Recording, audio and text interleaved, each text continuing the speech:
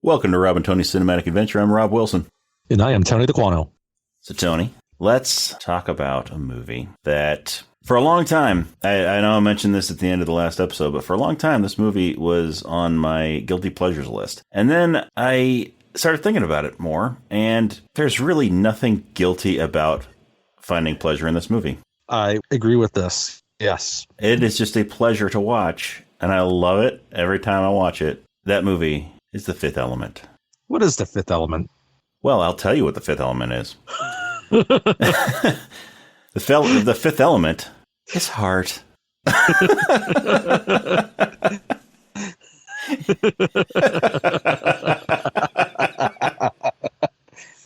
Yeah, AKA... I was just waiting for that. AKA love. No, it's a 1997 Luc Besson movie. Yes, it is. It's a 1997 Luc Besson movie, which was just recently, like a few weeks ago, re-released into theaters. And I've been trying to figure out what anniversary this is supposed to be, because it was 97 and it's 2024 now. Yeah, so 27 years. So a 27-year anniversary for a re-release. That's not very common that you see it like that. It's usually it has to like be 20, 25, 30, increments of 5. But yeah, that like they just did the Interstellar 10-year anniversary. Which makes sense. It's a round number. But 27 is an interesting choice for an anniversary re-release. But hey, it means that anybody who didn't get to see it in 97, who was able to go, was able to see it in the theater. Which I was unable to see it in the theater in 97 or now. So I've only seen it on home video. I recall the TV spots for this back in 1997, but I never saw it. It took me a long time to see it too. Yeah, me too.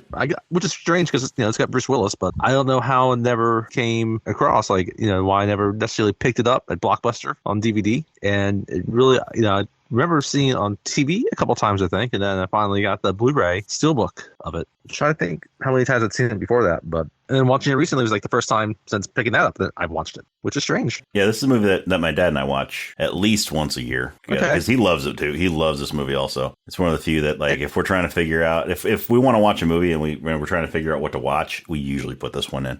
It's just an easy one to decide to pick on because there's a lot of action in it. Mm-hmm. But it's one that you can step away from for a few minutes if you need to. Yeah. And it's also funny. It's so funny. And there's a lot to look at. Yeah. And I like how you said, like, okay, you said it was a guilty pleasure, and I can see why people might call it a guilty pleasure. I guess maybe it falls into the definition of a cult classic in some ways. I know it's always kind of had a divisive opinion on it, but I think it's fantastic and very inventive. It is. Just because it's a hyper stylized sci-fi movie that doesn't even necessarily have huge themes. Again, it's a very basic theme about heart and how evil, I guess not evil, but how corrupt the humans can be, right? But yes, it's got a bunch of aliens in it. It's clearly inspired by a lot of the sci-fi movies, like lots of Blade Runner, heavily influenced in this. Yes, very much. We'll get into. But there's a lot of Doctor Who in this. It feels like a big Doctor Who episode in some ways. Yes, it really does. And it's fitting. Like kind of cheesy and different monsters, and it's in the future. Yeah. And it's fitting with that, since you mentioned Doctor Who, because Lee Evans, who plays Fogg, one of the security guards on the cruise ship hotel. Yes. He was actually in an episode of Doctor Who. All right. Like, he went on after this. In fact, Lee Evans was a stand-up comedian in England, and he was in several movies and shows and stuff also. His final feature was one of the 10th Doctor specials with Doctor Who. Okay. He was in Planet of the Dead. He played Malcolm. And that was in 2009. He retired in 2014 so that he could go spend time with his wife.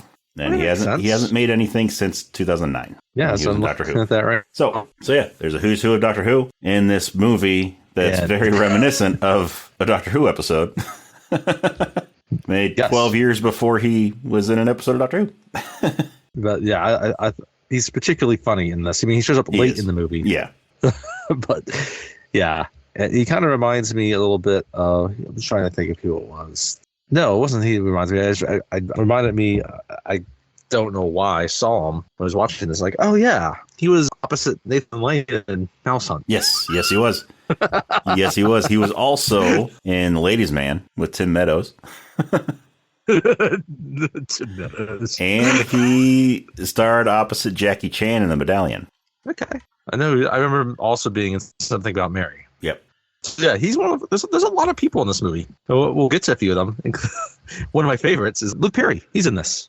Yes. And I think it's funny because like you're watching the credits roll in the beginning of the movie, and it just says "and Luke Perry," and you're expecting some type of cameo at some point in the movie, and it comes pretty much right away. Yeah, but he's right there. Not much of a cameo. No, he plays he's in kind of one a critical scene. role, and like yeah. It's funny that he's has a cameo in the movie, but he's still part of the opening credits. That he's still important enough to the movie to put right up front. And his role is like he's kind of instigates a lot of the action that ends up happening. Yeah. So, yeah, and may he rest in peace. Yes. So that was a sudden thing. Yes, indeed. Obviously, we have Ian Holm and Gary Oldman and John Neville, Mila Djokovic, right? Tiny Lister. You have Tricky. Yes. And Chris Tucker, obviously. Yeah, so Chris Tucker. We'll get all that. Yeah. So. But this is actually very interesting stuff with this movie. So before Bruce Willis was cast, you know who was considered for the role of Corbin Dallas? I have no idea. Mel Gibson. Okay. Mel Gibson was considered for it. I think they made the right choice going with Bruce Willis. Nothing against Mel Gibson. Nothing against Mel Gibson. He's a great actor, but I think Bruce Willis is a better fit for this role than he would have been. I think so too. There's some of Gibson's roles he kind of plays it every man, but I think Willis has it a little bit better. Mm-hmm. And it feels like almost somewhat like a play. Granted, this kind of a play on this John McClane character, but in kind of a fresh way. So yep. And you know who was considered for Lulu? No, Julia Roberts. No, they made Conspiracy Theory instead. Yep. Didn't that come out in 97 also? That did. I have never seen Conspiracy Theory, by the way. You haven't? No. You should check it out. It's a pretty good movie. It's been a long time since I've seen it, but it was good. There were a lot of movies kind of in that vein back in the 90s. There's also, I think of The Net with Sandra Bullock, yes. right? But Conspiracy Theory it's another Richard Donner movie. Yeah, it is. And while we're on the topic of casting, you know who was cast as Ruby Rhod but backed out? No. Prince. Prince was cast as Ruby Rhod. Yes, he would have. He would have been great in it. Yeah. Yeah. I think if anybody could have brought that character to life that was not Chris Tucker, it would have been Prince. You could always see it being written for Prince, and then he couldn't do it. Yeah. And Chris Tucker, he nailed it, though. He nailed it, yeah. Oh, yeah. Chris Tucker nailed it. Prince ever? I'm trying to think. Was he ever in a movie? Yes. Besides Purple Kid? Besides Purple Rain. Yeah, I think he's been in a movie or two. I know he's been on TV. He has been on TV. And plenty of music videos, but it's almost surprising in some ways. He didn't have a few more film roles. You had that right presence for a particular character. Yeah. Yeah, I think about David Bowie definitely made some movies, right? Mm-hmm. And David Bowie had a similar type of presence and persona to pull off kind of quirky, off-key type characters for movies. But yeah, then also we got the diva Palava Laguna. Oh, yes. She was played by Luc Besson's wife at the time. Oh, really? Yes. And so she's the one that played the actual. Yeah, she's the one that played the actual character. Yeah, she wasn't the voice of it. Yeah. She sings. Yeah, she actually, I believe, his wife was an opera singer also, and so when it gets on the crazy stuff, that's artificial. Yeah, obviously. But I think at least the beginning of the singing might have been her actual voice, if I remember right. I've always wondered about the physiology of that alien. Yeah, and its body cavity. Yeah, because those stones are not small. No, they're not. We'll get to all that, but yeah. That's a lot different than muling heroin across the Mexican border up your butt. Yes. Yeah, it's a little bit more than that. And also, so we mentioned that was his wife at the time. She was not his wife much longer because during the making of this movie, Luc Besson had an affair with Mila Jovovich, who was 19. She was 19 when she was in this movie. Hey, I love Leon, but there's definitely some pedo vibes. Yeah, especially in the international version. Yes. Then Leon, not the professional, Yes. the U.S. cut. Yeah, Leon, the international version of the professional. Yeah. But yeah, so this movie kind of led to the end of his marriage. Yeah, he would have been, yeah, he's like 16 years older than her. So, yeah, I can, understand why that fell apart. Yeah, she's mostly just been in French movies, though. So, yep. I mean, she's French, so. All right. Well, okay. Let's clear something up here as well. So, Milan met film director Luc Besson when she was 12 and he was 29. They began dating when she was 15. Okay. And oh, yeah. We're not done. We're not done. In January 1993, at age 16, she gave birth to her daughter, Shauna. On the DVD extras for the 1994 film Leon the Professional, Milan said the film was based on her relationship with Besson. She was 20 at the beginning of filming, early 1996, for The Fifth Element, during which Besson left her for the film's star, Mila Djokovic. That explains so much.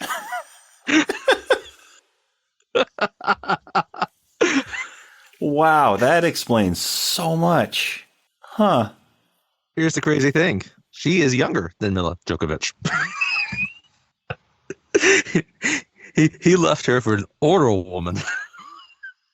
Really? Wow. It's like Short Round in Temple of Doom. Maybe he like older woman. Oh, yep. This is all on Wikipedia, so hopefully no one had Luc Besson does not have a problem with reading this. It is I mean, if it's on Wikipedia, then it is subject to being not entirely accurate, but at the same time, it could be accurate. So yeah, there you go. Yeah, early 96. It makes sense. Yeah, film was released May 7th, 1997. That was the French release date anyway. But yeah, that makes a lot of sense. Makes you understand Leon now. Yeah.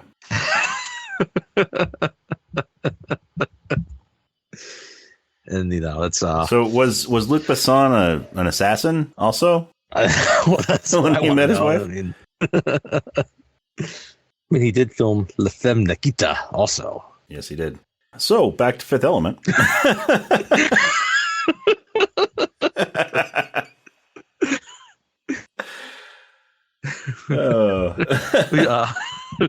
We will be talking about this movie beginning, middle, and end.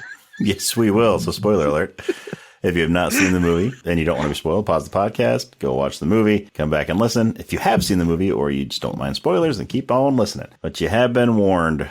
So before we actually get into it, do you remember when the first time you saw this was? Like, was it a memorable occurrence? I don't think it was necessarily. Same here. I think it was watching some of it on TV, and I just caught enough of it to be intrigued to finally buy it and watch all of it. And I think the most recent time watching it was the first time I remember really sitting and paying attention to it really well, to be honest. Like, there's parts of it that I remember before watching, obviously, enough, to kind of, like multi-pass.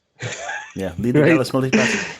And all the Chris Tucker scenes, and Gary Oldman's one of his many iconic 90s, hairstyles. Yes. So, yeah, I don't remember really the first time. The other thing that always stuck out to me was the beginning of the movie. The Luke Perry part, that beginning? Yes. Yeah. And we'll get to that very soon, obviously. Yes, that's like right at the beginning of the movie. But yeah. I feel like if we had seen this well enough prior to being in the 303, we would have watched this movie a lot. Yes, we would have. Yeah, it would have been on like every other weekend.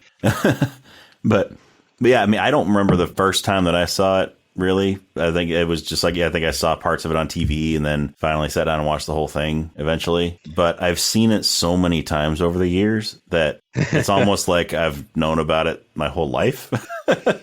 Yeah, no, I get what you mean by that. And I was going through this in my head because I was trying to think, okay, yeah, when was the first time I saw it? I've seen it enough on TV at different points. Anything with TV now is like, because I don't have cable anymore. And I just wondering, like, yeah, there's still movies like on CBS or TNT or wherever that just play movies fairly often, or have they just kind of stopped that? I don't know. But yeah, so you've obviously seen it a lot more than I have. Yes, I've seen this movie many, many times, and it never gets old. I don't imagine it does. It's always an enjoyable watch. Because it's crazy. It's funny. It's got enough action in it. And yeah, everyone's having fun in this movie. Yes. Yes. And it's one of the few movies out there where the hero and the villain never actually share any screen time. Yes. Bruce Willis and Gary Oldman are never on screen together. They barely miss each other, but they're never on screen together. Like, they don't even, communicate with each other. They don't at all. No. Ian Holm does. Yes. Yes, he does. I mean, the most that they communicate with each other is Bruce Willis gets a letter saying that he's fired from the cab company that Gary Oldman owns. That's the closest they come to actually interacting. Yeah. And, it's interesting in that, Ian Holm and Bruce Willis are kind of working towards the same goal. They don't really fully know that yet. And so, I mean, they're both they're both have the same foe within, Gary Oldman. But yeah, Bruce Willis never actually speaks with or has any true interaction with him. So, and there's a number of villains in this, some of which Corbin Dallas has plenty of interaction with. Yes. Yes. Yes, Corbin Dallas interacts with a lot of people in this movie, just not Gary Oldman. Gary Oldman doesn't need to be said, but he's fantastic in this. Yes, he is. And he's a frequent collaborator with Luc Besson also. Yeah, I mean, he was in Leon, or The Professional, and he just steals that movie. I mean, Jean Reno is also terrific in that movie as well. They're both fantastic. Yes. One of the best villain turns of the 90s, or any action-type movie. If you haven't seen Leon, you should go see Leon. I would recommend watching the American version, The Professional, rather than the international cut, unless you want to feel like, the authorities are going to bust down your door by the time it's done. Well, I mean, I don't know. Yeah. I don't know if Natalie Portman has said a whole lot about her experience filming that movie. Yeah, I don't know if she has. Anyhow, back to the Fifth Element. Though, in the movie's defense, it's not like, all of the advances come from her, not from... Or Natalie Portman. Yes. Not from Jean Reno. Jean Reno is completely innocent in this. Yes. But that's a conversation for a different episode. We're talking about the Fifth Element. Yes. So it starts out in space, and there's a spaceship flying toward Earth. It's always a spaceship. Always a great way to start a sci-fi movie. Yes. Spaceship flying towards Earth. Yes. Could be Predator. Could be Independence Day, right? Yep. Alien just has a spaceship just in space, right? So this one has another spaceship, and it's going to Earth, and we find out it's 1914. 1914, and it lands in Egypt, in the desert. Of course it's Egypt. Yes, because we learned in Stargate that the pyramids are landing pads. I mean, you're half expecting like James Spader just to like pop up. Yeah. Like James Spader before he became like kind of weird James Spader. Here he's like nerdy James, well, not here, but Stargate, he's nerdy James Spader. Yeah. James Spader is not in Fifth Element. No. Yeah. Not that we know of. Maybe he's hiding somewhere. I Maybe. have no idea, but I know. Maybe. Russell could be in there somewhere also. He could be. He could be. No, we have Luke Perry and Bilbo Baggins. Yes. Not together. Not together. No, just Luke Perry and Ian Holm. Because Luke Perry was in 1914 and Ian Holm was in like 25 something. Yes, no. Yeah, no. What's the actor's name that plays the priest in the beginning of the movie? That was John Bennett. John Bennett. John Bennett. He's a priest, just like Ian Holm is part of the same kind of religious group. Yeah, so it turns out the spaceship is coming down to meet with them. And these aliens come out that look like big robots. They've always reminded me of, I forget the character's name, but the turtle in Rocko's Modern Life. Filbert? Yes. That's the one. Yes, I see that. And like that, again, like this is a very good example of this being very Doctor Who-ish, right? Yes. You got like a robotic type alien, right? It's not a completely sophisticated, like top budget costume, right? Yeah. But it works. It's funny looking. It's intriguing. And, at this point, we really don't know, like, okay, are they good aliens? Are they bad aliens, right? You got, you have this kid Aziz that's supposed to be using the plate to help, give light within this, pyramid area. The aliens come down and like I guess he's reading the different like hieroglyphs. Yeah, is it hieroglyphs that he's looking at? Yes. On there? Yeah, he is. Yeah, Luke Perry's reading the hieroglyphs and the aliens come in and he doesn't know what they are. So he freaks out. He pulls a gun on them. I mean, obviously, I get that. Like it's 1914, right? And it's like I can understand him being freaked out. Yeah. That makes sense. Yeah, so... And the professor's, he's not seeing any of this at first. He's intent on what's, on here. I guess that's right. The professor's not part of the priest. That's right, because the priest still comes in later. Has the priest come in yet? I want to say the priest has been there. Yeah, because he's kind of talking... This before, I think, because the priest, I think, was there. Well, when we first saw Luke Perry, the priest wasn't there, but the priest entered. Then the aliens came, because Luke Perry got freaked out, pulled a gun, and the priest stopped him. Like, he got a shot off and hit one of them, but the priest was able to. Right, that's a little bit, right. Because right now the professor's just very intent on trying to decipher what's on, the wall here. And he talks about the 3 planets being in the eclipse. Mm-hmm. And then he sees this, I guess hieroglyphs are different than the Egyptian hieroglyphs, right? And then he talks about this great evil coming in, right? And he talks about okay, this happens every 5,000 years, right? Yeah. And then he sees this, he's looking more at everything, and he sees, talks about the 5 elements, or talks about first the 4 elements, 4 right? elements, yes. Then the 5th. The classical elements of earth, wind, fire, water, right? But then there's the 5th element. Which makes you wonder why Earth, Wind, and Fire didn't have a 4th member. Yeah. But he's happy about this. He wants to have a toast, right? And there's grappa there, but he's still completely oblivious that the spaceship has come. Yeah. He has no idea what's about to happen. So this is the other thing I don't get about kind of this part too. This is what I forgot about. It's about toasting it. It was the priest was going to poison the professor, which doesn't really make a lot of sense to me. I don't know. Yeah, I guess he saw too much. And that's he's going to put it in his water, and then that's when he's no, we're going to touch the grappa. That's what it is, yes. So he doesn't drink any of the poison. Yeah, I guess he knows too much about it, or anyway. Yeah, so the alien presents a key to the temple, tells the priest to take care of it. He'll return in 5,000 years, and then they'll be able to use the 5 elements to dispel the evil that's coming. And what was it caused the tomb to start to collapse? Eventually, the door to shut. I think the gun goes off, right? Yeah. Yeah, because he's excited about it. He makes this discovery, and he's thinking about being famous. But then he kind of continues to read it, and he understands that it's talking about this perfect being, right? That word comes up a lot in this movie. Yeah, the perfect being. Yeah. So the door starts to shut. They got to get out of there. So they run. They get through the door, and the alien's walking real slow because he's this giant robot-looking thing that can't really move his legs all that well. So he's kind of just waddling along. Yeah, no, he just waddles like a turtle. Yep, and puts his hand out there or something, and his hand gets the door shuts on his wrist. So his hand's sticking out with the key sticking out of his finger. So the priest takes the key off of his finger. And then he tells the priest that he has to pass on. Yes, he tells the priest that he's got to pass on the knowledge until the evil comes back again. Yes, so he's got to pass the knowledge on and the key down through the generations until this evil comes around, so that they can get the perfect being to get rid of the evil. So then we do a time jump, and we are in a futuristic New York City.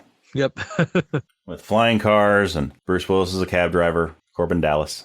I love the look of it because it obviously looks very futuristic, but it feels very much the same. Yeah. So tall, super tall buildings, more than just scraping the sky. They're tall skyscrapers. Yeah. So all the cars are flying like Star Wars style. And there's an interesting thing about these cars, about all of the cars in this futuristic New York. Have you ever looked at the license plates? No, I have not. Every license plate on these cars in New York says, New York, the fuck you state.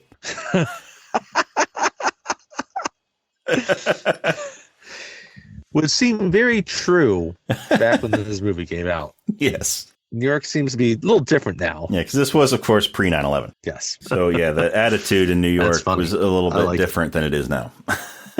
But I guess what we cut to is it's the president, right? Tiny Lister, and he's on a spaceship. And there's this giant planet-looking fireball that's approaching the Earth. Yeah. And so President Lindbergh, Tiny Lister. And the thing just kind of appears suddenly. And they're trying to approach it and figure out really what it is. They have no idea. They're approaching it cautiously and trying to figure out what it is. Then they start getting a message from it. It starts talking. And it turns out that this was the evil that the aliens had foretold. Of course, they don't know that. Yeah, they don't know that. Again, they don't know a whole lot about that anyway. It's not something that they're really familiar with to begin with. Yeah, and they have no idea that all they have to do is unite the 5 elements and summon Captain Planet, and he'll take care of everything. Yeah, I mean, that easy. Yeah. Right? If only the priest had actually just told them, hey, there's going to be some evil later. Yeah. You're going to need these elements plus Mila Djokovic, and it'll be fine. Yeah. And with little Bruce Willis thrown in. Yeah. Because he's got to create the love. Imagine if Bonnie Bedelia would start as the fifth element in this movie. It would have been over a lot sooner because they wouldn't have had to work for that love.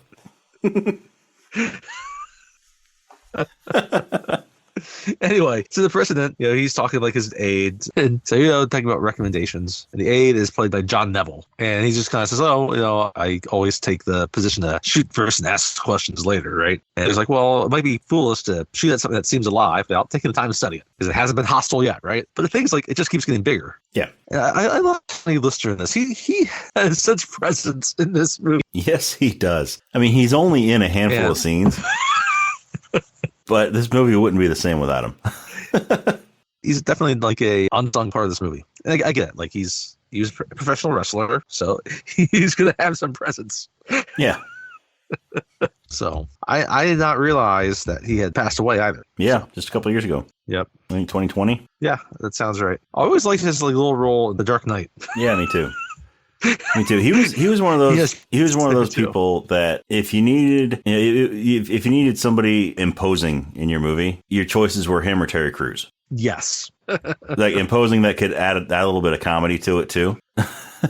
Tiny Lister and Terry Crews were the top choices. But then we finally get a voice. And the voice it's Bilbo Baggins. Yeah, and he warns not to shoot it. He was calling from the Shire. He was having the last of the long bottom leaf. Mm-hmm. And he's like, only life is important, right? You don't want to beget evil. And I got to say, I don't know. Bilbo is probably a good person to listen to. Probably. But again, this priest, his name is Cornelius. It's not Bilbo. Cornelius. He understands that it's total evil. And he says that, right? Yes. And he says, you shooting this will make it stronger. This is essentially what he just says. So yeah, and I mean, he would know because he's a priest. Right. So we don't necessarily know right off the bat that he's a priest in the same line as the priest from the beginning, but he's dressed the same. So it's a pretty good inference. As from the beginning, but he is. We find that out eventually. So they have a probe and they try to send out towards there, right? And the thing swallows the probe. So, but they ask, okay, did they send a missile or did they send a ship to kind of like, at this point, do something? Did they send a ship, right? Yeah, they send a ship. No, that doesn't go well. And as it gets closer, it just keeps getting larger and larger. Yep. But essentially, it's like the scene where they try to make contact in Independence Day. Yeah. It is. Only it's just the ship just blows it out of the sky. It's a giant ball of hate, basically. It just keeps getting bigger and bigger. A giant ball of hate. So they decide that they need a hero. Again, they need someone to... they say that a hero can save us. All right, Chad Kroger. Nickelback saves the universe. Nickelback saves the universe.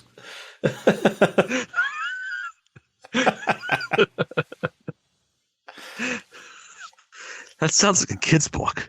It does. It does.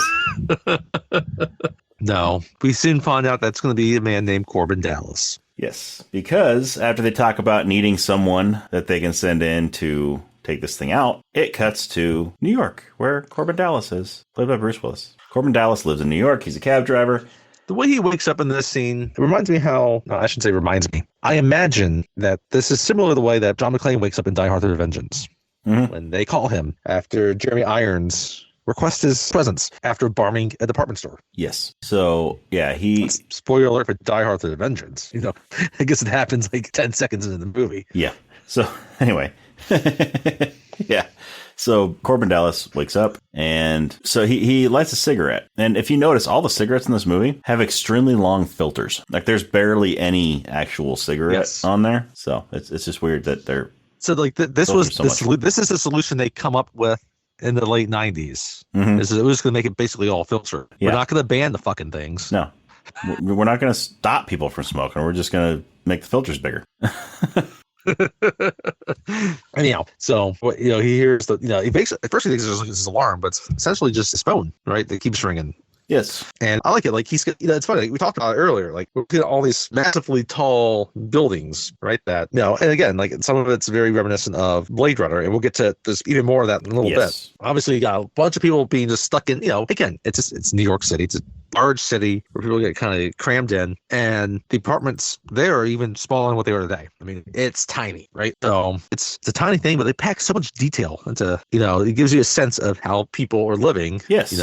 I think the year 23 or 2400, whatever it is. Yeah, and it's futuristic, but at the same time, like you touched on, it feels lived in. It's not all clean. It's not all lived in. Fancy. Absolutely. It's you feel it feels lived in, even though it's a futuristic city. I feel like sometimes, like especially futuristic sci-fi movies, especially ones that aren't in the near future, but are several hundred years later, can either feel too idealized or almost too dystopian, as opposed to just being natural. Yeah. And I think they found a good balance here to make it feel like, okay, yeah, this feels all realistic and lived in, while also being the natural advancements that might happen. Another movie that does that, in my opinion, not a movie, a show that does that, in my opinion, is Andor. Yes, it does. I love the details it does, just make it feel very lived in, while also recognizing its time and place. Anyhow, so he gets on the phone, and who's on the phone? I'm trying to remember who called him. Was it? I think that was his mother. His mom.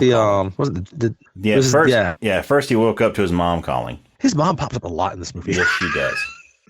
Yeah. And she's just one of those moms that just talks and talks and talks and talks. Yeah, but it's not General Monroe yet. He talks with him later. Yes, he does. Because we find out, right? We find out fairly quickly that not only is he a cab driver, but he is a former special ops soldier. Yes, because he's highly skilled, highly trained, and he is He is the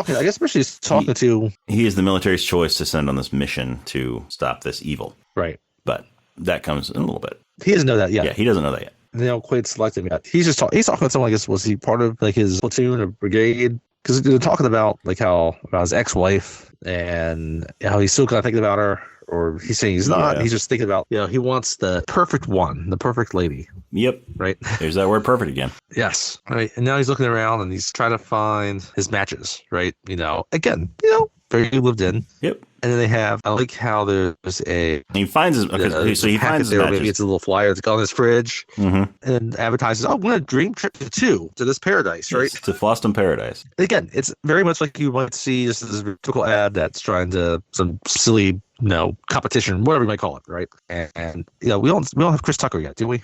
Not yet, no. I don't think No, we don't get Chris Tucker for a little while. On TV yet. No, we don't get Chris Tucker for a little while. We find out now that he's driving a cab now, but he's got all these points, and he's very close to losing his license. Yeah. He's only got like 10 points left on his license. And so he's driving. And meanwhile, we have I think we get back to... Yeah, we get back... Cornelius is talking with the president, and now he's kind of briefing them about these people, about how quickly they're going to adapt and wipe out, not just humanity, like the world or the universe, right? Mm-hmm. To wipe out all life. Yeah, but it's okay because we have the perfect being. They just need to... There's all one. We do. Because they just need to construct it. So... They have the alien hand, and General Monroe is overseeing the Monstran, the only hand yet, though, right? Yeah, the Monstran ship comes through, right? Yeah. So did they have the hand from? Yeah, because Cornelius had the hand, didn't he? Because it was passed down along with the key, wasn't it? That's the scene there where I'm trying to think. There's also the scene where the guy tries to rob the guy knocks on Corbin's door and tries to rob him. Yeah. There's a lot this whole beginning section of in New York all kind of bleeds together. There's so much happening. Yeah, because there's a guy that comes to the door and then Corbin has this entire cache of firearms. Yeah. So this guy has this big rifle and he's comes down. He's trying to rob Corbin and it's great. I love this. I love this mugger, Matthew Kasovitz. He plays he makes so him well. Poop his pants. Yeah. So he's got this gun, and Corbin, he does. Corbin pulls a gun on him, and he's like, "You're not going to shoot me." See that blinking yellow light? You got to push that, but in order to actually load the rounds in the chamber. So he pushes. Oh, I guess he doesn't pull the gun on him yet, but so Corbin doesn't pull the gun on him yet. But yeah, so he pushes the button, and then he's threatening him again, and that's when Corbin pulls the gun on him. Gets him to hand over his gun, and then he just puts it in his little drop-down weapons cache. And just sends the mugger on his way, while commenting on his hat because he's wearing a hat with a picture of the hallway, so that he can put that in front of the peephole, so it doesn't look like anybody's out there. Yes, but yeah, I love that mugger. He's hilarious. But we've got Corbin. We got the scientists, along with General Monroe, who they have the hand. So this is what happens, because the monitoring kit has the weapon, but they're ambushed and they're destroyed by the Mangalores. Yes. And that's when General Monroe is able to get the hands to do, to reconstruct it, right? Yeah. Yeah, and they don't know that the Mangalores, they're another alien race. They're very ugly looking. They would very well fit in Doctor Who. Again, it's another one that fits completely within the Who universe. We don't know yet, but they've been hired by an industrialist from Earth by the name of Jean-Baptiste Emmanuel Zorg. Yes. Who is working for the great evil that we talked about earlier. Who is played. And he is played by and Zorg is played by Gary Oldman. So they bring the wreckage of that spacecraft to New York, which has the severed hand that we talked about earlier, right? And so that's where you have General Monroe, and they're going to they realize they can... played by Brian James. I like him in this role. Which is a great connection to Blade Runner. Yes. He's fantastic in this. Yeah. Yeah, he is fantastic in this.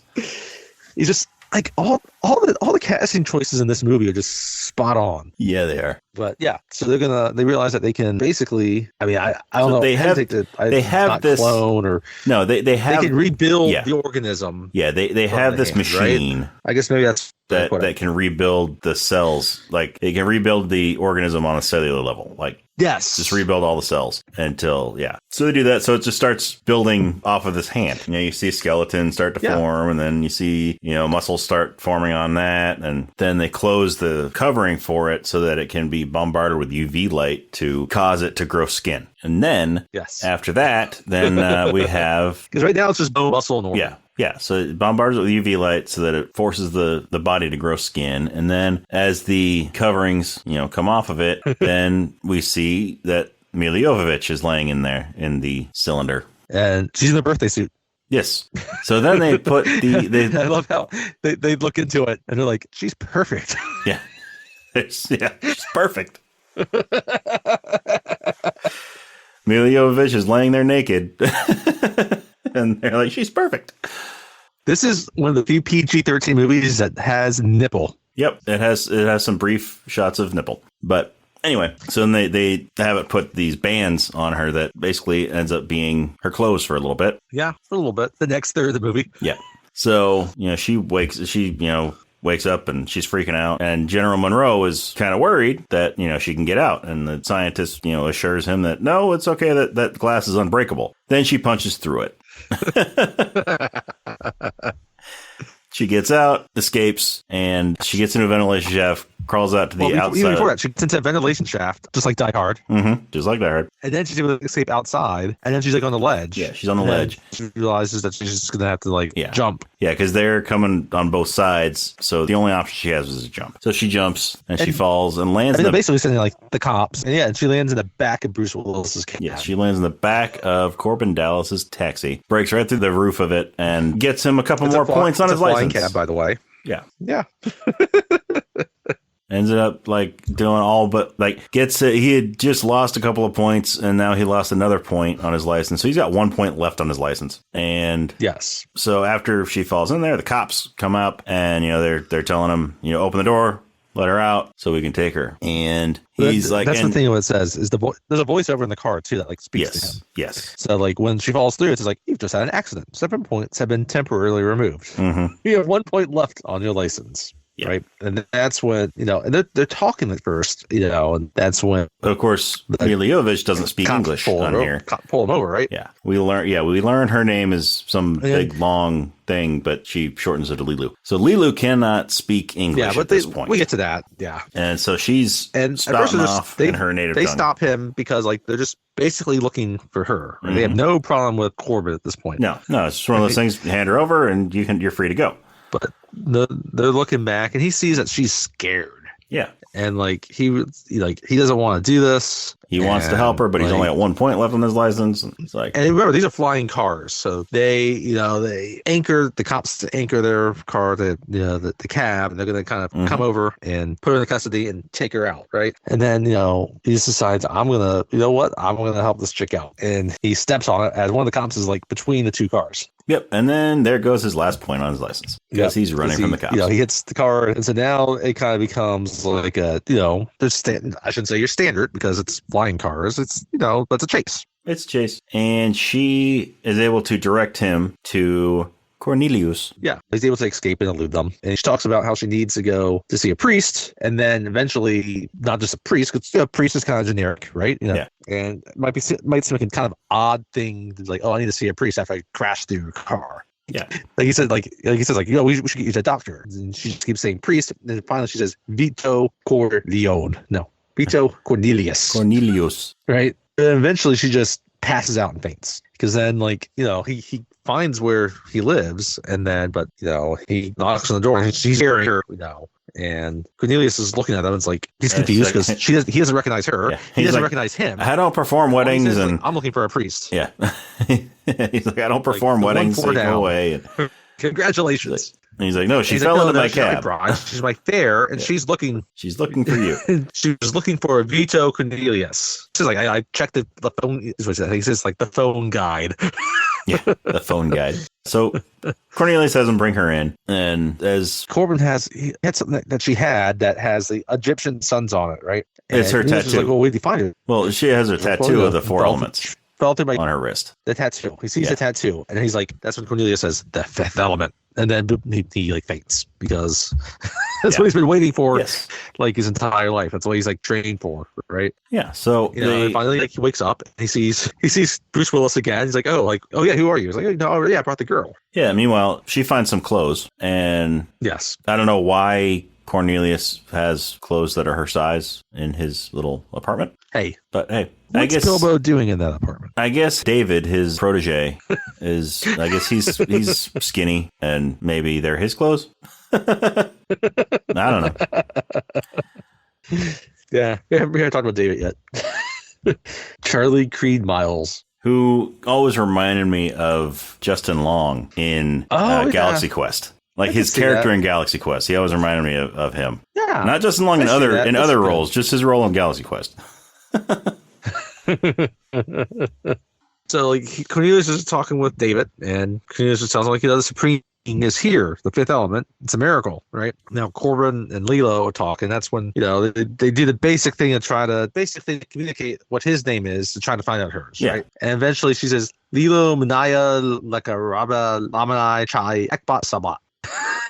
And Corbin's like, that's a long name. Do you have a shorter version? Something shorter. Is it a shorter name? And she says Lilu. So he's like, okay, Lilu. Yeah. That's the movie. She's just Lilu. Yeah. And I mean, they share a little moment. They or the fifth element. They have a little connection here. And interesting thing. So Lilu, this whole time, Mila Jovovich is speaking this foreign language. Right? This language that isn't a real language, but she and Luc Besson created this language. Like they were both fluent in it. So they would have conversations in this language. Right. Because they created it together. And so that's just another little detail that was put into this, that it's not just random gibberish that she's saying. It's an actual language that they created for the movie. But yeah. So, and throughout the movie, She's a fast learner. She, learns English and whatnot for the most part. Right. So, I mean, they basically, after this, Cornelius thanks Corbin and kind of sends him on his way, pushes him out the door, sends him on the way. And Lilo, she's just there. They have basically, he provides her kind of like different records to be able to learn about humanity. Right? Yeah. So basically gives her a World Book Encyclopedia set. Yeah. And she kind of downloads it if you kind of think about, it's kind of like Neo in the Matrix. Yeah. Where she can just kind of close her eyes and, it's obviously it's not connected in like the Matrix. Well, she can just it's really more kind of look through it and download it. Yeah. It's really more, it's like basically like a portable DVD player kind of thing that she watches it and she can sort of fast forward it and retain the info. And she watches it and she just retains it just like that, essentially. So that's basically how she learns to speak English, by reading that. So now we still need to get Corbin and Lilo back together. But briefly, we have other things going on. Yeah, because now the aliens we saw at the beginning of the movie, the Mondashawans, right? Mm-hmm. They've talked with Earth. right? And the stones, Lilo first tells Cornelius that the stones are not on board the ship that got destroyed at the Montons, right? That she was on. That's right. It was just her that was on there. That's right. That's where the hand came from. Had been entrusted to an alien opera singer. Yes, but yeah, right? That's where the hand came from. Because the aliens were on their way and they got shot down by the Mongolors. Yeah, and then the hand was recovered. Yes, it wasn't for the hand from the beginning. Exactly. So the key did come from the hand in the beginning, though. That's right. So, but yeah, she didn't have, but the stones were on board. That this opera singer, Plava Laguna, Diva Plava Laguna. She was entrusted the stones. Yes. So now we finally get to Zorg, right? Because he's been working with the Great Evil to retrieve all this, right? Mm-hmm. And he hired the Mangalores to obtain the stones, right? Yes. And so he's also kind of an arms dealer. So he's meeting with a bunch of them. Yeah, so he's going to trade them a bunch of state-of-the-art weapons. And some of the weapons. State-of-the-art guns for the stones. So they've got this case with that, is supposed to have the stones in it. And it's this gun that does all different stuff. It does all sorts of things. It's hilarious. I love this scene. Yeah. But it's got sort of like a repeat function where you shoot one bullet and then you hit a button and all the rest of the rounds go to that same spot, which is kind of cool. It's got a net thrower. It's got a flamethrower. It's got a grenade launcher. I love how he's a great salesman. I mean, the thing kind of sells itself, but he adds a little something extra. Oh, yeah. Right? Oh, yeah. I like how he says, it's light. The handle's adjustable for easy carrying. Good for righties and lefties. Yes. It breaks down into 4 parts. Undetectable by X-ray. It's the ideal weapon for quick, discreet intervention. Right? Yeah. Yeah, so he's supposed to give them 4 crates of these guns because there's 4 stones. And at this point, he still thinks while he's going through this entire demonstration, he thinks and they think that they have the stones. Yes, because they have the case that they pulled from the ship. Because they are unaware that the Diva Plava Laguna has possession of the stones. We intercut this kind of with Lilo telling Cornelius that it was empty. Yeah. So right. They open the stones. The Guardians did not trust humans, so that's why they gave it to the opera singer. Yeah. So they open the case. Stones aren't there. It's empty.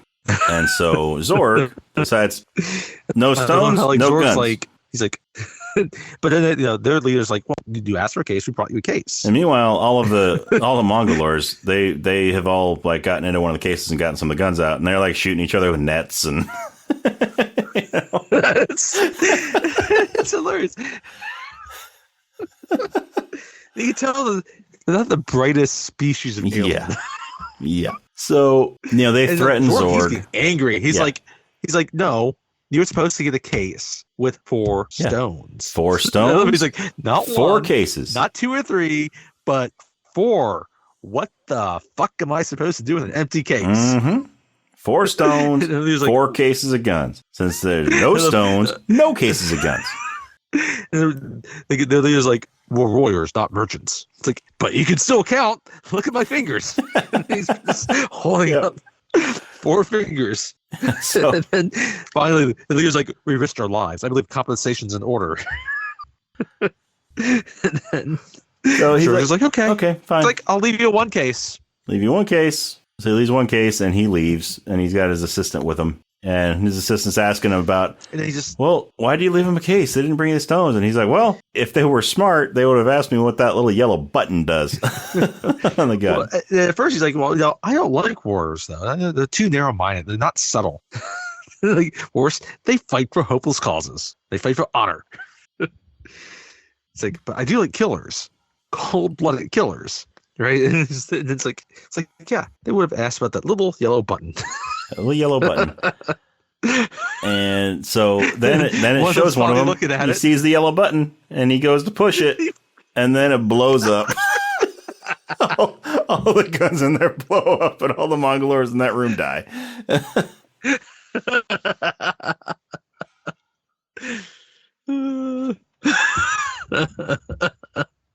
So and then finally Zorg's like, okay, well, bring me the priests after that. Because at this point, we saw earlier when in Cornelius's apartment, he was telling Corbin that, oh yeah, some priest had come earlier asking about something or whatever. He couldn't remember his name, so like already met each other before. Anyway, so that's when we cut to Corbin, and he's in his apartment, and he's eating some Thai food. Yes, he's eating some Thai food from so the restaurant flies up to his window. It's a boat-looking restaurant. This is very Blade Runner-ish. Yes, sure. I love this. Kim Chan plays Thai. Especially with the Coke reference. Yes. So Kim Chan, brilliant actor. I love seeing him and stuff. He's always great. Yeah, I agree. Absolutely. But yeah, he plays Thai, the proprietor of this floating restaurant. Proprietor. And so he's sitting there just having a conversation with Corbin while Corbin's eating his food. And Corbin's talking about him how he's got the worst luck and, he only gets bad news and all this. And so, Zorg, when he was talking to the evil after he was done, he needed, what was it that caused him to fire everybody in one of the that's smaller, right. Yeah. Something went on and it caused him to, decide, okay, well, pick one of the cab companies that I own and fire everybody. Yeah. Yeah. So Ty is talking to Corbin. He's like, oh, your luck will change. It'll get better. And then a letter comes in the mail. Just drops down next to Corbin in a little pneumatic tube there. And he's like, read it. I'm sure it's good news. If it's bad news, your lunch is on me. So Corbin pulls the thing out, hands it to Ty, and Ty opens it up. He's like, you're fired. Oh. It's just like Back to the Future Part 2. Yeah. Marty, what does this mean? It's a joke facts, Mom. So Corbin was like, well, at least I got a free meal out of it. Yeah. Hey, his luck's about to turn, though, again. Yeah. So Ty sort of floats off, tosses him a fortune cookie, and Corbin gets another letter in the mail that he doesn't really look at. And then he gets a knock on the door, and it is General Monroe. So what we haven't really discussed is that during this is that General Monroe remembers Corbin and realizes he'll be the perfect person to help retrieve these stones that they realize that are needed. Mm-hmm. And so they're going to fix it so that he will be on the cruise to help retrieve the stones. Yes. And so now General Monroe is at the door to, I guess, bring him in to do it. So. Yeah, to explain the mission to him. And because he's qualified in all of the weapons and vehicles that would be needed for the mission. But Corbin turns him down. He's like, well, have you checked your mail? Yeah. And so he opens up the thing and it's, congratulations, you're a winner. Because he won the radio contest for a free trip for two to Floston Paradise. And this is connected to Rod's. Yes, Ruby Rod's radio show are the ones that put on the contest. And yeah, the military rigged it so that Corbin would win. And it soon gets out that Corbin has won this, and his mom calls and wants to go on the cruise with him. Yeah. So, that's all fair. So yeah, Corbin turns him down. And then we get Lilu and Cornelius come to the door. And so Corbin, rushes Monroe and the gigantic woman that he brought with him to be Corbin's accompaniment on the cruise.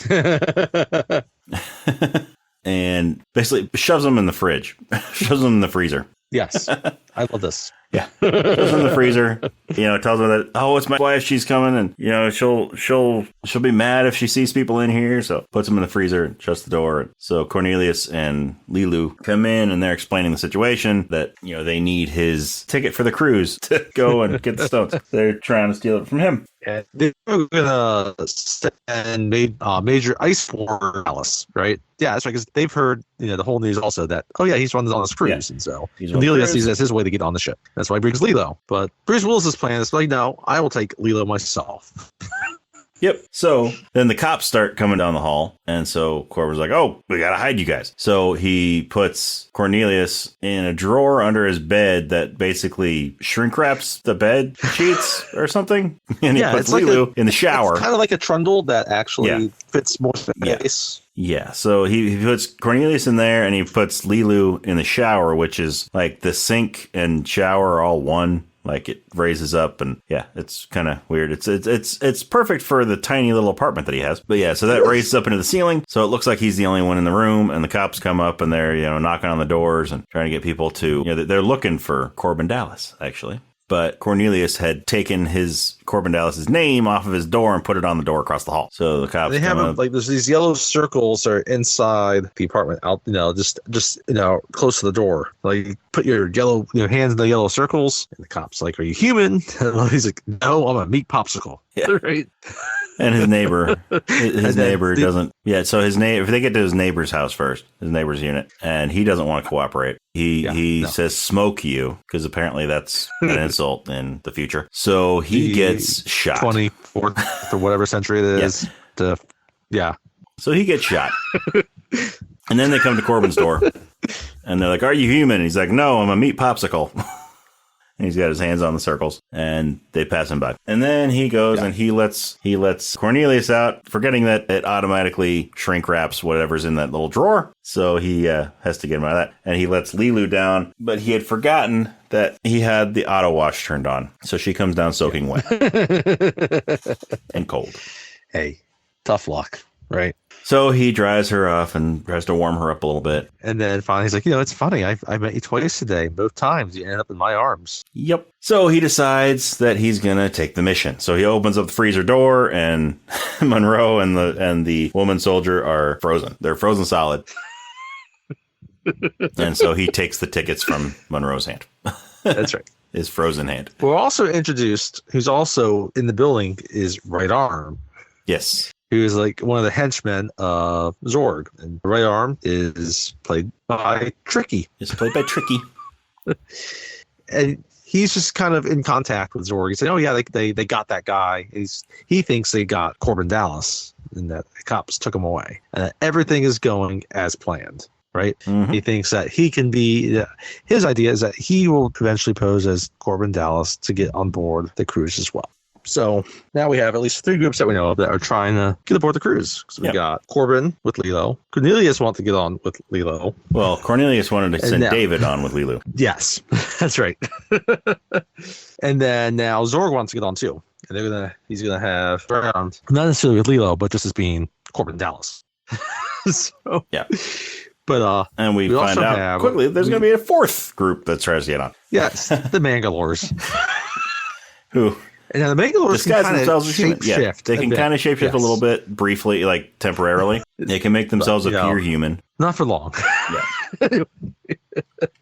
So Cornelius knocks out Corbin and takes his tickets for the cruise. And he takes Lilu and David, sends them to get on the ship that takes them to the cruise ship. So they're at the space station, and David's up there, and he's all nervous. And they give Lilu a multipass, Lilu Dallas multipass, because the multipass is basically the driver's license in the future. And so they have one made for Lilu, and they have one made for David that says Corbin Dallas. And so he goes to get their tickets to be able to get on the cruise. And, the desk agent there is, she's congratulating him on winning the contest and how she loves Ruby Rod and she, loves listening to his show. And then Corbin comes up behind him. And he's like, "Oh, thank you, David, for saving my spot. Thanks for picking up my tickets for me." But I got it from here. Right. And the reason why David was going to be it is because, Lilo's supposed to be the husband, right? It's like, "Oh, yeah, I'm too old. I can't be your husband." So, Lilu's supposed to be the wife. And, Corbin's wife. And, he sends David because David's younger. David's closer to Lilu's age. So, he puts his multipass in there. Corbin does. And then he gets Lilu. And that's when she pulls it out. She's like, "Lilu Dallas multipass." So, it's like, "Oh, yeah, I just pick up my boarding card, but he's my cousin." Yeah. He's like, "Oh, she knows the multipass." And the check-in attendant's like, "Oh, yeah, so this is your wife?" It's like, "Oh, yeah, we're newlyweds." Mm-hmm. It's like, "Yeah, it was love at first sight. You meet, something goes tilt, and you get married, and you hardly know each other."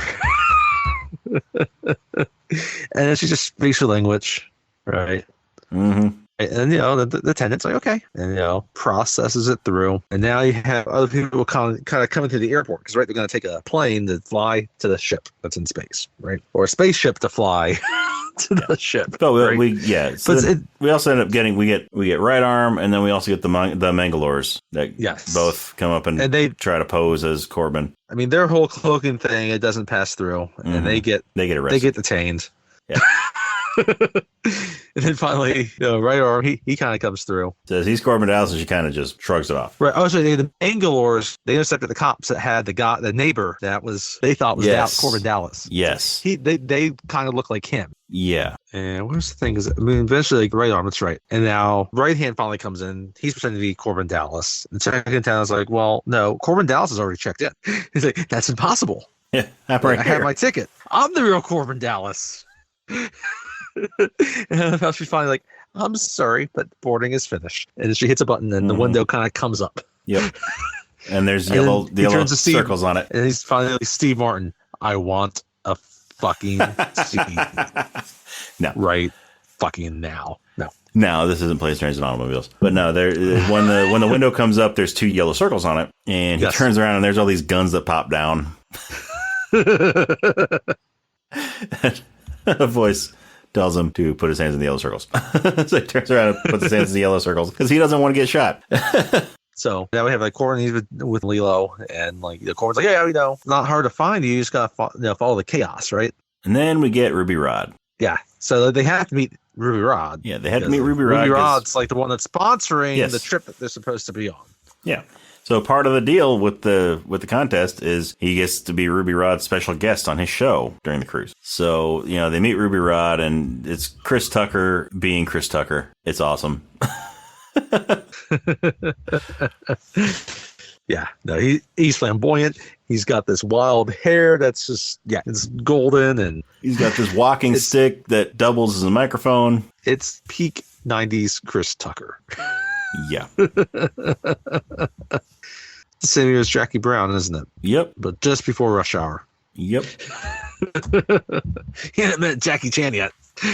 So part of it's he gets to meet Ruby Rod because he's the winner, right? Yeah, so he's the winner. They meet and then they get on the plane and they talk about preparing like the little sleep pods, right? Yeah, because it's a long trip to the cruise ship, so they put everybody in hibernation so that it's very sleep the whole way. Sci-fi. And then she ends up learning like 900 languages while they're doing this, right? So now she perfectly knows English. So I forgot. It's like, okay, Corbin's like, I know how to say hello. Teach me how to say goodbye. It's all I need. And she tells him how to say goodbye, right? And then finally she's like, Leo's like, good. Do you know how you say make love?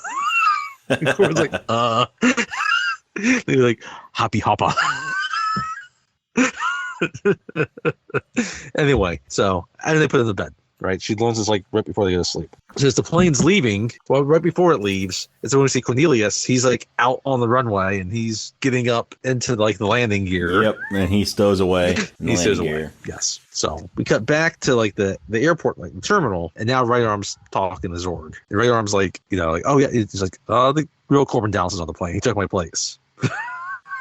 Yeah, and Zorg is not happy. It's like, this is a joke, right? They're intercutting this with Ruby Rod kind of getting it on a little bit with one of the stewardesses.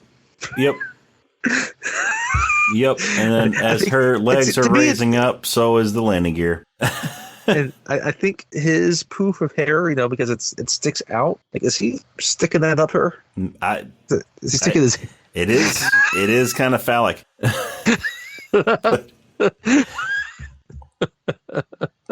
But yeah, we missed we forgot about Cornelius's conversation with Zorg before all this trip. Oh, that's right. Stuff. We did forget. Yeah, this is way back. Yeah, because they're like in Zorg's office and he's there. Yes, we did. Thank you. Yeah, Zorg is talking about all these machines that there's a machine for everything. And as an example, he pours himself a drink and then throws it on the ground so the glass shatters and a robot comes out and cleans up the mess. And then it's like the pre-Roomba. Yeah. Right. So then he picks up a cherry and puts it in his mouth and ends up choking on it. So he's choking on this cherry. That's right. And Cornelius is just watching him just choking on this cherry and all these robots. And he comments, you have all these robots that do everything, but not one to pat you on the back. So he gives him a strong pat on the back and the cherry comes flying out of his mouth. And he's like, remember this. You're alive because of me.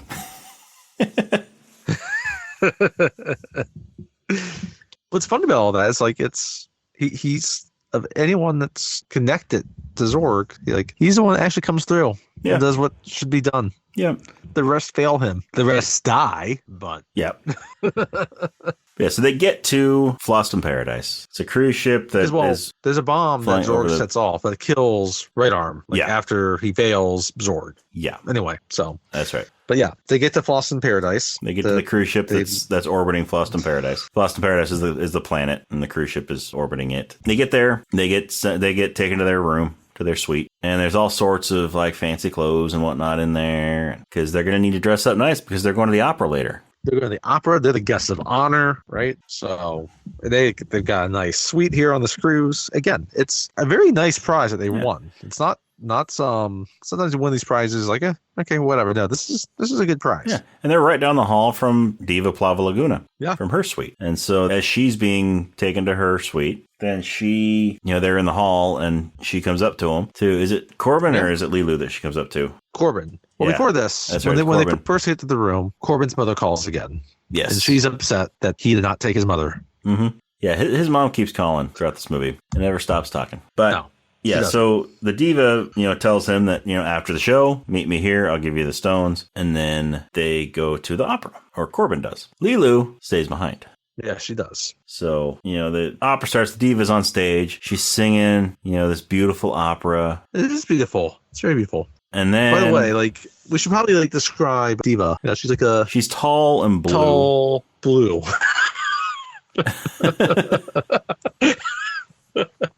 And she's got all these different tentacles kind of out of the back of her head. Coming out of the back of her head. And actually, when we first meet her, she's veiled also. Yes. So we don't see her at first. We see her fully at the opera. When she's on stage. So she's singing this beautiful opera, and then it starts picking up tempo, and it's like if somebody was sitting at a keyboard and they put it on the choir setting and just started hitting random keys. Yeah. That's kind of what it sounds like. That's accurate. But she gets into it. This is my dad's favorite part. It's one of my favorite parts of the movie too. It's it's the crazy opera that she's singing. But during this, the Mangalores attack. Yes. So they start shooting up the theater and end up shooting the diva. And so Corbin jumps up, pulls her off stage, and asks her, "Where are the stones? Where are the stones?" And she's like, "They're in me." So retrieves stones, reaches into one of the bullet holes into her stomach, and pulls the stones out. And they're these big rectangular stones. That are her abdominal cavity. Yeah. There's no way that 4 of these stones could fit in her skinny waist, in her skinny abdomen. Yeah. No, again, that's a good point. Like I said, she's tall, but she's also skinny. Although maybe, since we have mentioned how similar this is to a Doctor Who episode, maybe she has the same properties of a TARDIS, where she's bigger on the inside.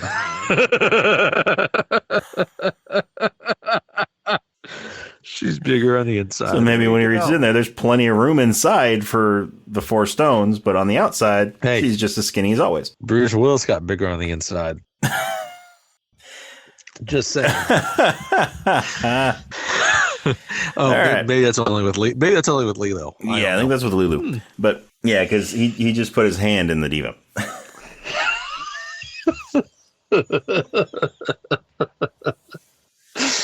This is going downhill. Yeah. All right. Lilo is still back, and there's a Mangle that's up there. So there's Mangalores that are going into the diva's room, and so she follows them into the diva's room because they're trying to find the stones, and so she fights them. And in fact, no, while she's fighting them while the diva's singing, so before they even get to the theater. Yeah, the Lilo aspect of this is actually the actions going on while the opera's going on. Because the soundtrack for her fight with the Mangalores is the opera. Yeah. And she finally gets up into, again, we get back into an air duct. Mm-hmm. So, and she's kind of trapped up there now because they end up shooting her. Yeah, they shoot up into the air ducts. And so she's kind of just stuck up there because she got hit. They obviously watched Die Hard. Yes, they did. Carl, they knew that they were inspired by Carl. They knew that they were doing a movie with Bruce Willis, so they had to do their research. So, yeah, Corbin gets the stones out of the Diva, wraps them up, and gives them to Ruby Rod. Yes. Tells him to protect them. He's so reliable. Yes, tells him to protect them. By the way, this entire time, Chris Tucker is just screaming like he's a banshee. Freaking out. Yeah, he is freaking out. He's screaming. He's crying. He's freaking out. So Corbin is fighting the Mangalores. And while this is going on, Zorg arrives as well. Yes, Zorg arrives because he's not going to let somebody else fail again. He's going to do it himself. He comes in with his own private ship, and he's going to visit himself. I think he's the one that actually ends up shooting Lilo. It's Zorg, because he gets in there and gets the case, and then he ends up. I think he's the one that shoots her. Anyhow, so yeah. Either way, she gets shot while in the vent, so she's still in the vent. Anyway, while all this attack is going on, after he's done that and he gets the case, he activates a bomb and goes back to his ship. Yeah. He puts a timer on it, on the bomb, and he goes back to his ship so that it'll blow up after he's long gone. And so he gets in his ship and starts flying away, opens up the case, and it's just a bunch of the Diva's clothes. Yes. He starts to head back. So he starts heading back. And meanwhile, while all this is going on, like the president, they're able to listen through what, like the mic that they're listening through Ruby Rod Ruby Rod's able to broadcast to them what's happening, right? Yeah. And to everybody else, I guess, actually, because he's talking like he's listening to his radio show. So they're sitting back and listening to this while we're watching it. Essentially, they can't see it, but they're listening to it. We can see it though. So now you got everybody running around all over the ship. And we come across, and Corbin comes across a bunch of security guards. They're there, led by Fogg. Yes. Lee Evans. That's right. And there's a bunch of Mangalores in the other room. And Corbin's like, well, if you take out the leader, then the Mangalores will, they'll stop fighting. Yeah, because they just stop after that. That's how they operate. He understands the species. Yeah. So he's like, negotiate with him. And Fogg is like, I've never negotiated. So Corbin's like, well, do you mind if I do it?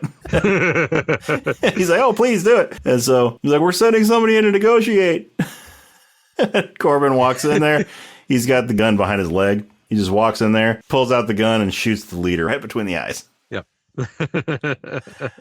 And then chaos ensues. Meanwhile, because the Mangalores don't know how to act without a leader. And meanwhile, Ruby Rod, like we said earlier, like he's actually giving commentary while all this is happening. Mm-hmm. He's like, it's like, oh my God, he just killed the leader. He just killed all these other ones, right? He's going through all this while the chaos is happening because now they're going to basically do anything, essentially. So they're even more a little bit out of control, I guess you could say. Mm-hmm. And basically comes down to a standoff, right? Because then, kind of like, it's like a great open hall area, like where most of the people might meet within this, and they end up hiding behind a pool table.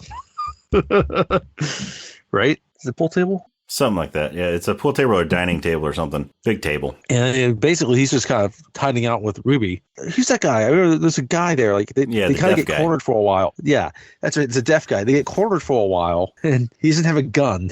He's trying to get his gun. He's trying to because he dropped his gun. Yeah, because he dropped his gun. So soon they gotta get to throw his gun to him. And what does he throw to him? I can't remember. He's like, okay. So, but Baby Ray. Okay, yeah, that's Baby Ray. I was wondering if that was Baby Ray. That's right. Corbin's like, toss me the balls, and like, and he was playing pool, but like Baby Ray's like has like depth because of everything that's happening. Well, right? I mean, he was deaf before, but yeah. Okay. Yeah, he rolls. He never gets like the gun, and then he's reloading, and so he basically just uses like the balls to end up like throwing. He throws them at like the thing, and then to like knock him off, and he's able to get the gun, right? Yeah. And then he's finally able to like kind of shoot out. What was the? Is that before or after? There's so much happening here where like he slides with Ruby Rod as well. Oh, there's so much happening. In this. So anyway. there's a bomb. So one of the Mangalores has a bomb. It has a grenade, has a bunch of spikes on it. And so Corbin arms it, tells Ruby Rod to count to 10. He tosses it up into the ceiling, which is like the bottom of a catwalk that all of the Mangalores are on. And he'd used his rifle to shoot around where Ruby Rod was laying on the catwalk. And so he fell down onto the main floor. So Corbin tosses the grenade up onto the bottom of the catwalk and tells Ruby Rod to count to 10. And as he's counting, then they're escaping to get onto a cart, and they're like rolling out of the room. It's the cart. That's right. It's the cart they're on. It's like a food cart. Yeah. For like a room service. Yeah. And so when Ruby is 10, then the bomb goes off. That's right. And blows up all of the Mangalores that are in that room. And they get up to outside of the Diva's suite. Right. So like they're able to like... Because they're looking for Lilo. some of the Bangalores are killed, but then at this point you have like cops and military on board that are able to arrest the rest of the Bangalores. But they get back up to that room, the Diva's room, and Corbin's looking for Lilu, can't find her, and then realizes she's in the vent. So he gets her down and notices that she's been shot and she's in pain. So he gets her down, and then like Ruby's up there all at the same time, and he sees this counter counting down. Yeah. So Ruby's up there. He's like, what is this? Like, Corbin, man, and Cornelius is there too. And so we get this little Cornelius looks at it. He's like, it's a it's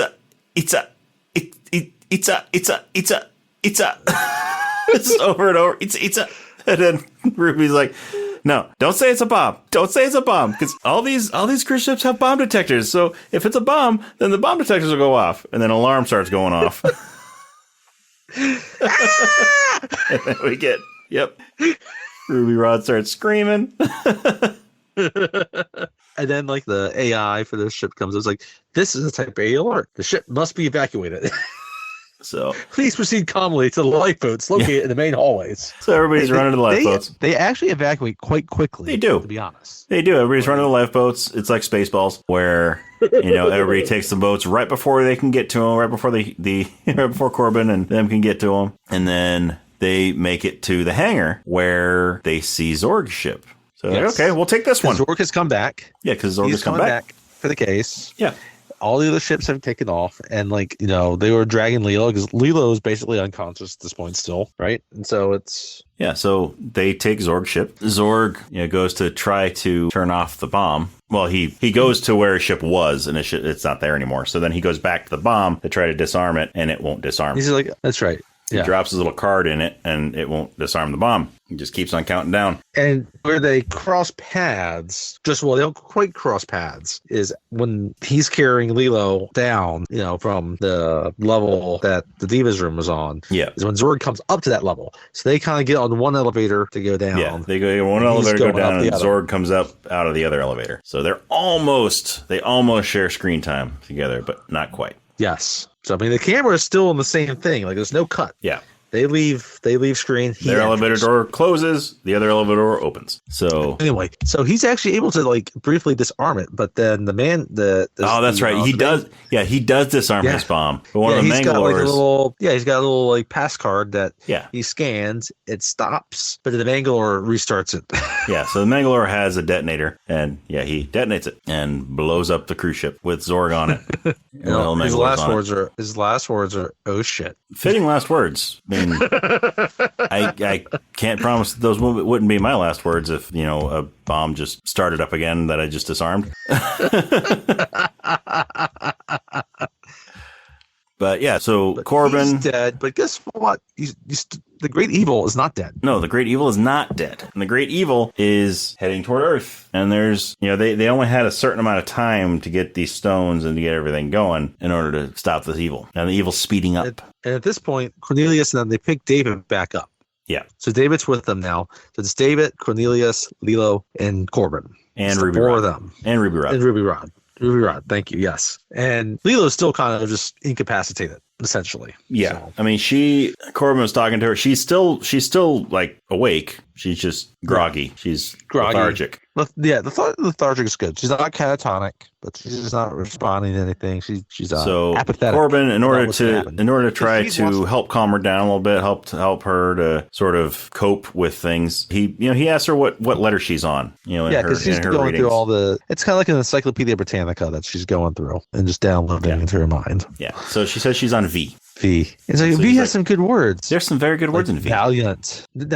I'm sorry. This is where they need Julianne Moore coming in and just saying vagina. Yeah. Anyhow, but then she gets through V and she goes to W and she sees war and all the destruction of war. And this is what's basically just kind of taps her out, where she's just apathetic and doesn't care. Yep. Because she doesn't have heart yet. But she went through H, so she should have seen heart. Yeah, so she basically is the point where what's the point in saving a world that is going to allow war to happen?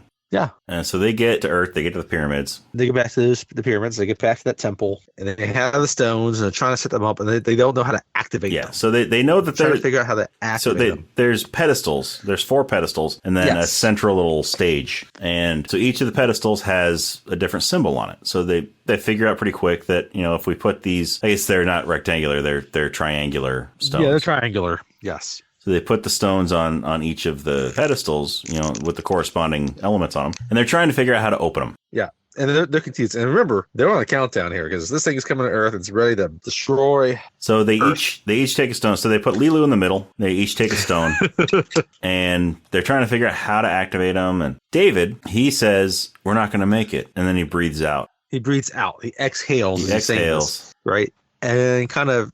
And you get a little bit of a little thing. Comes to life a little bit. Things open up. Little dusting and color. He's like, "Oh, wait, come here." Like, what'd you do? I said, I put my hands right here, and I said, "We're not going to make it." And then nothing happened. And then he sort of exhales again. And as his breath hits the stone, they realize he has the wind stone. It's wind. So wind. They realize, we have to create. And it activated the stone. The element. So okay, we have to elements. Yeah. So fire for fire, water for water, earth for earth. Earth is an easy one to get, right? Yeah, so the water, they find some water. Yeah, so Cornelius, dumps some dirt on top of the earth one, and it activates. And Corbin's has some water. Cornelius takes out a handkerchief, and he wipes the sweat off his forehead and wrings it out onto the water one. And it activates the water one. And then Ruby has the fire one. Wants to figure out how to do the fire. Yeah, Ruby has the fire one. He's like, "How? I don't have fire. How am I supposed to do this? Anybody have fire? Does anybody have matches?" And then Corbin remembers at the beginning of the movie, he found his matches, and there was only one match left in the matchbook. And so he pulls it out of his pocket, and he's like, "Oh, I got one match." So he lights that match. He lights it, and then everyone holds their breath because they don't want to blow it out. Because it's the only match they have. They don't want any other wind coming in to blow it out. Yep. And so he slowly lowers the match down, and it looks like it's going to go out. So they all inhale real quick. There's a hold their breath. He drops it down, and the flame is still enough to create the fire. Activate it. Yeah. So all 4 of the stones are active now, but they still have to get Lilu activated. It is a really good thing it was not a windy day. Yeah. Because, if anyone that likes to smoke a cigar knows that. Oh, yeah. You try to use just plain old match to light your cigar when it's breezy windy, outside. It's going to be really hard to light it. But, I mean, they're also inside a temple, so there's not a whole lot of wind. But, it could be drafty. There could be a draft. I mean, those matches, I mean, they can go out pretty easily, too, at the same time. Especially if you're anyhow. So, but they got to figure out how do you activate, Lilo? So Cornelius realizes that Lilu and Corbin have a special connection. So he tells Corbin to go and express his love for her. But Corbin is not going to do it. He doesn't want to do that. He's embarrassed. I don't know what he's embarrassed about. He's Bruce Willis. But it's Bruce Willis. Come on. It's nothing to be embarrassed about if you're Bruce Willis. Hans Gruber. Yeah. He rode down a German dude down a flight of stairs like he was a fucking slut. Yeah. He should not be embarrassed. And he's embarrassed to tell the girl that he likes her. Yes. So he, reluctantly goes up to Lilu and he holds her in his arms and he's like, there's I am the keymaster. Are you the gatekeeper?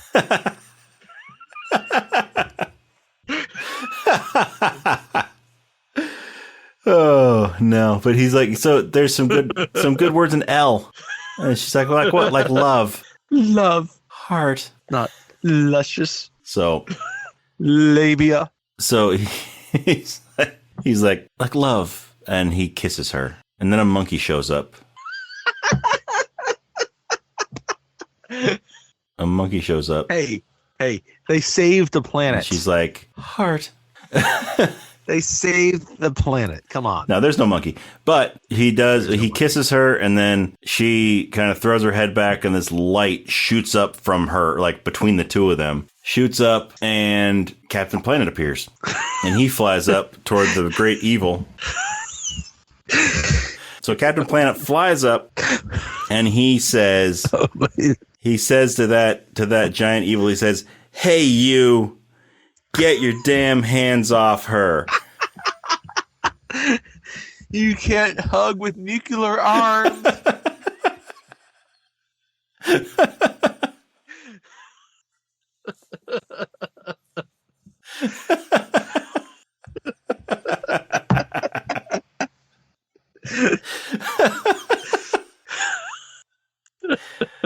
Oh, no Captain Planet. But the light that comes up from between the two of them goes straight to that great evil, the planet thing that's floating out there. It hits it and stops it in its tracks and basically burns it out. Burns it out. Yeah. So now there's just a giant planet, like basically a second moon orbiting Earth.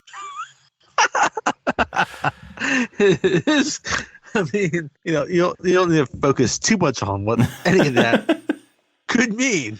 Yep. To the Earth's tides. Yep. So then it cuts to the lab again where they put Leeloo together. And now the Lilo and Bruce Willis are inside that case, that machine sarcophagus thing. There's emotional catharsis. It's helping to heal their wounds. And the president shows up and he's like, I want to talk to him. And so the scientist goes over and the doctor goes over and he opens the window thing and he's like, they're now this is emotional catharsis. Reaching emotional catharsis. What does that mean? We'll have to give him a couple minutes. They might need more than that. Then the phone rings and it's Corbin's mother. And that's all sorts of awkward when you really think about it. Yeah. And like, I'm sorry, but he's a little busy. But yeah, so it's his mother, and the president insists on speaking to her to let her know how amazing her son is and how he just saved the world. She should be proud. She should be proud of him for saving the world. But no, she's just being a bitch. She's like, this is not the president. The president's an idiot, and you don't sound like an idiot. No, it's like the president's a moron, and you don't sound like a moron. So then one of his assistants, takes the phone away. You still hear her on the other side of the phone talking away. She's going on as they carry the phone off, and while her son is having sex. Yeah. He's having coitus with the fifth element, and so.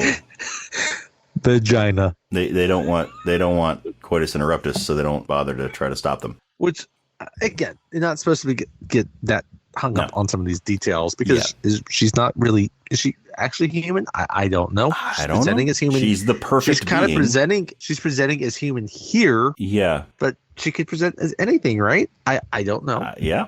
How did they get into that? I mean, because originally she was a big turtle-looking dude. The movie's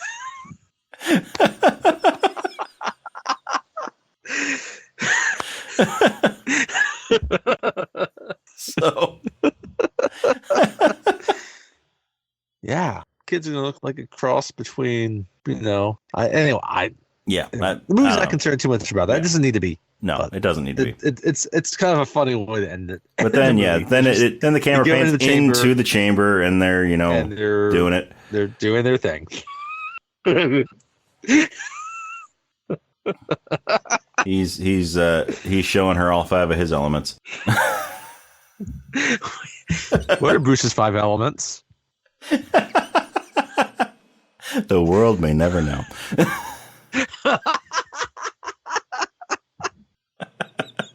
There you go. That's a secret that he keeps with Leeloo.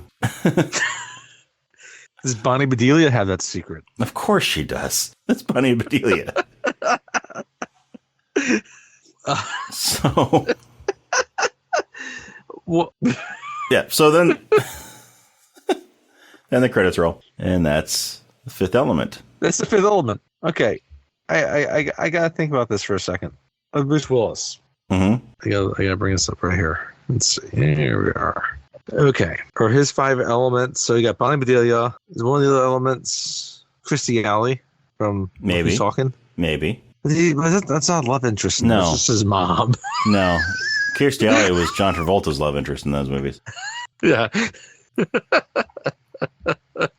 Maybe Sybil Shepherd for Moonlighting. Oh, that'd be great. Yeah, Sybil Shepherd. What's his?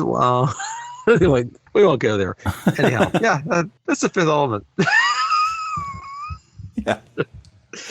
So there's so much in this movie. Excellent movie. And excellent movie. I love this movie. Like I said before, I used to count it as a guilty pleasure, but I'm not guilty at all about finding pleasure in this movie. It's awesome. It's so funny, and it's great. It's a movie that just wants to, it nods itself to sci-fi movies. Yes. And sci-fi TV. And it's just supposed to be enjoyable. And it has fun with it. It's not, it doesn't take itself too seriously. Yes, exactly. I mean, that's a great point of it. It knows what it is, and it has fun with it. Like you don't need to get caught up in, like, there's a lot of things in this movie that you go down the rabbit hole of, but like you don't need to get caught up in any of the lore or the universe building of it, because there's a lot of universe building in this movie. There really is. Multiple species of aliens, and yeah, that's a great movie. It's got Ian Holm and Bruce Willis. The two of them enough are just worth it. Yeah, but then you throw in Gary Oldman, Chris Tucker. Gary Oldman doing Gary Oldman villain things, and Chris Tucker just doing crazy Chris Tucker things. Yeah, it's like all these things you wouldn't think would mix well. They just mix into this wonderful goulash. I think the movie's almost like in terms of, like, if you think about it, like the editing of it's very good as well. Like, it's not super long. Yeah. It's maybe slightly over 2 hours. It fits perfectly within what it's trying to do. Yeah. So, and it's not asking you to be like too caught up in the actual universe of it. No, it's not. It's just asking you to go along for the ride. Yeah. It's a ride. It's a ride. Yeah. And it's a wonderful ride. It's a beautiful ride. To quote Walk Hard, the Dewey Cox story. I won't say anything else. And like I said, it's got Luke Perry. Like, yeah. I think it's funny. You see it and Luke Perry, you're not expecting him so quickly, and then just in something that's not much of a role. Yep. But there he is. Luke Perry. He's in about 5 minutes of the movie. Which sometimes we see the end, like, yeah, it is like 5 minutes of the movie, but like it's a consequential role. Yes, it is. Like for him. Yes, it is. Not really. So, yeah. So that's The Fifth Element. Anything else you want to say about it? No, I enjoyed watching it again, and I'll watch it again. Same here. Same here. This is one of those movies that I will continue to watch over and over and over again, because it really is like one of Bruce Willis's best roles, especially maybe one of his best roles that you don't immediately think of. Yep. No, it's not Sixth Sense. It's not Pulp Fiction, and it's not Die Hard. It's not Armageddon. What we never mentioned during this entire discussion: Bruce Willis is blonde in this movie. Yes, he is. He has blonde hair in this movie. There's some great hair choices in this movie. Yes. So, and Bruce Willis being a blonde is one of them. Yes. And he wears it well. Yep. So, yeah. So, fun movie. So, if you would like to follow us on social media, check us out on Facebook and Instagram and Threads. We are Rob and Tony's Cinematic Adventure. The and is spelled out A-N-D. It's not an ampersand like it is in the name of the podcast. We're also on X or Twitter. That is R&T Cinematic.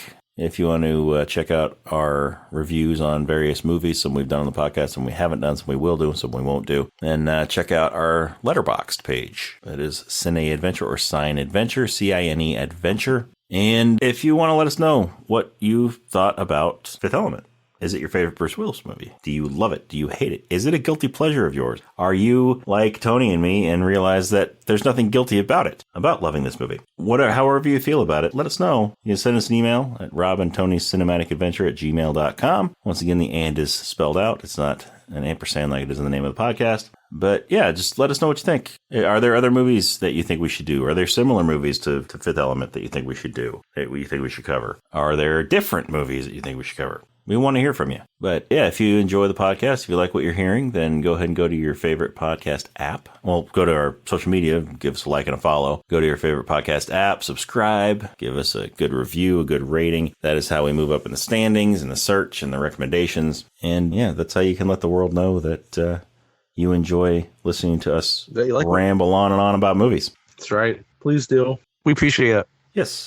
And if you would like to help us out a little bit, if you would like to be a part of the podcast, be immortalized in this podcast, if you are musically talented and you would like to help us out by creating a theme song for Rob and Tony's Cinematic Adventure, something about 30 seconds or so long, something like that, 30 seconds to a minute, and yeah, come up with something, send it to us, and we will listen to it. If we like it, then it may just become our new theme song, and it'll play at the beginning of all of these episodes. So, yeah, how was that? Because Tony and I are not very good at writing music and all of that. We're not. So we could use the help of someone who is musically talented. But anyway, I'm really, really excited about the next movie. So am I. I'm really excited about it. So Christmas is coming up. It's beginning to look a lot like Christmas. Everywhere I shoot. Yes. There's a German terrorist who dropped down an elevator shaft. Well, he doesn't drop him down an elevator shaft. No, he doesn't.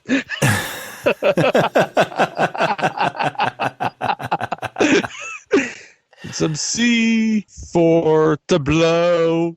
Some C42. That does get dropped on an elevator shaft. There's a lot of glass to break. And then walk across barefoot. In case you have not guessed it yet, next episode is going to be Die Hard. We are going to be talking about Die Hard, the greatest Christmas movie ever made, the greatest action movie ever made. Yeah, we're going to talk about Die Hard. And I cannot wait to talk about this movie. I love this movie. You love this movie, Tony. We have watched this movie. I've lost track of the amount of times we watched this movie together. And I get the satisfaction of knowing that the first time you ever saw this movie was with me. Mm-hmm. But we can talk about that next time. So if you want to hear about our first times watching Die Hard and hear about everything else with Die Hard, then check us out next week. Geronimo, motherfucker. And join us next time for Die Hard. Yippee-ki-yay, motherfucker.